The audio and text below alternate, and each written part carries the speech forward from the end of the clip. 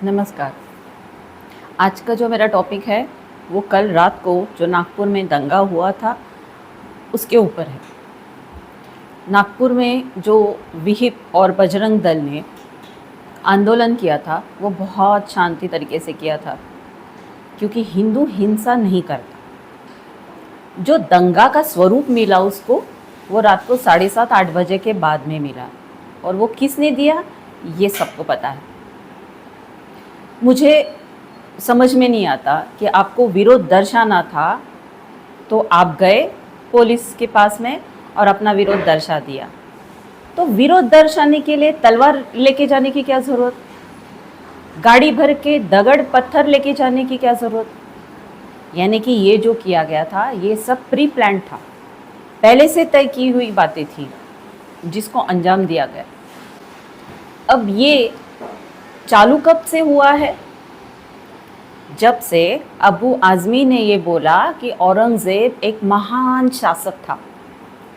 तो औरंगज़ेब कोई महान शासक नहीं था, औरंगज़ेब लुटेरा था जो यहाँ पर आकर यहाँ के लोगों को जबरन धन परिवर्तन करने लगाया, अत्याचार किए, अनगिनत अत्याचार किए लोगों पर भी और यहाँ के राजाओं पर भी।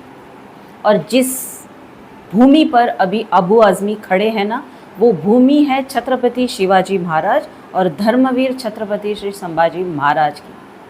तो इस भूमि पर जहाँ पर हमारे धर्मवीर छत्रपति संभाजी महाराज को अनगिनत यातनाएं देके हत्या की गई उनकी, उस औरंगज़ेब के बारे में अगर अबू आज़मी ये बोलेंगे कि वो एक महान शासक था, तो ये बात यहाँ के बच्चे तक को पसंद नहीं आएगी। तो सोच विचार करके बोलना चाहिए, किसी की भावनाओं को दुखाना नहीं चाहिए अपना स्टेटमेंट देके। न्यूज़ चैनल में मैं जितने लोगों को देख रही हूँ, विशेषतर समाजवादी पार्टी के लोग जो ये कह रहे हैं कि किसी की भावनाओं को आप दुखाओ मत, तो उनका मतलब था कि मुस्लिमों के भावनाओं को मत दुखाओ, क्योंकि हिंदुओं के भावनाओं को तो आते जाते कोई भी दुखा देता है, क्योंकि पता है कि हिंदू सहन ही करता है, प्रतिकार नहीं करता। ठीक है। आज एक और बात, 2 दिन पहले संजय राउत ने ये बोला था कि मोदी जी के राज्य में शायद कुछ साल बाद हिंदू पाकिस्तान बनेगा। तो हिंदू हिंदुस्तान बनेगा, पाकिस्तान नहीं बनेगा। पाकिस्तान तो ऑलरेडी बन चुका है ना। तो ये बात पहले तो ये बात गलत। आज वो उठ के ये बोल रहे हैं कि ये जो दंगा फैल रहा है हिंदू मुस्लिमों में, ये बीजेपी करा रही है। तो भाई आप एक तो ये बात करो या फिर ये बात करो, आप दोनों तरफ से ढोल बजा रहे हो। खैर, संजय राउत को तो उसके घर वाले भी नहीं सुनना चाहते होंगे, हम तो क्या ही सुनेंगे। तीसरे मंत्री महाराष्ट्र के जो है अमोल मिटकरी और जितेंद्र आव्हाड, ये लोग कह रहे हैं कि छत्रपति शिवाजी महाराज का जो सैन्य था उसमें 100-200 मुस्लिम थे। तो भाई आप लोगों ने जो इतिहास पढ़ा है वो शायद कुछ और था जो आप ही ने लिखा होगा और आप ही ने पढ़ा है, क्योंकि इतिहास में छत्रपति शिवाजी महाराज के सैन्य में आधे मुस्लिम थे और आधे हिंदू थे। ये बात मान्य ही नहीं की जा सकती।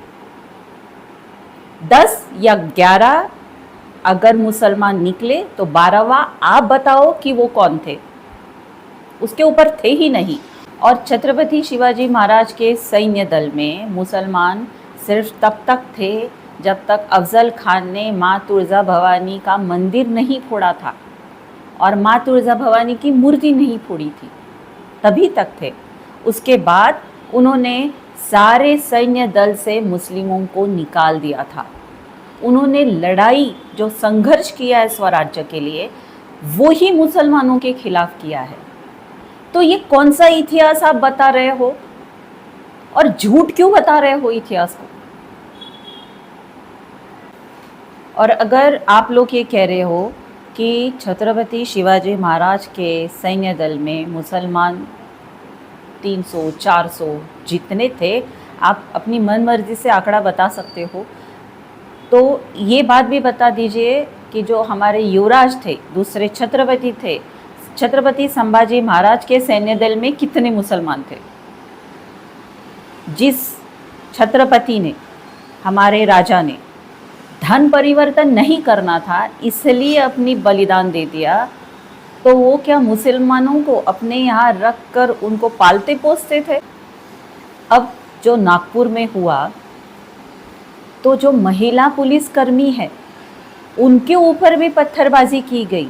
इन लोगों को इतना समझ में नहीं आता है कि महिला पुलिसकर्मी है तो उसके ऊपर नहीं करना चाहिए।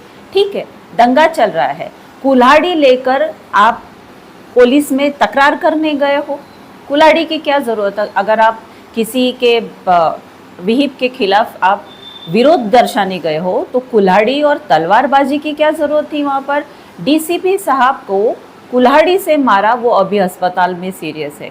ये कहाँ का, ये क्या तरीका है, किस तरह का आपका विरोध है। ये आप हिंदुस्तान में हो, यहाँ पर इस तरह के दंगे अब नहीं चलने चाहिए।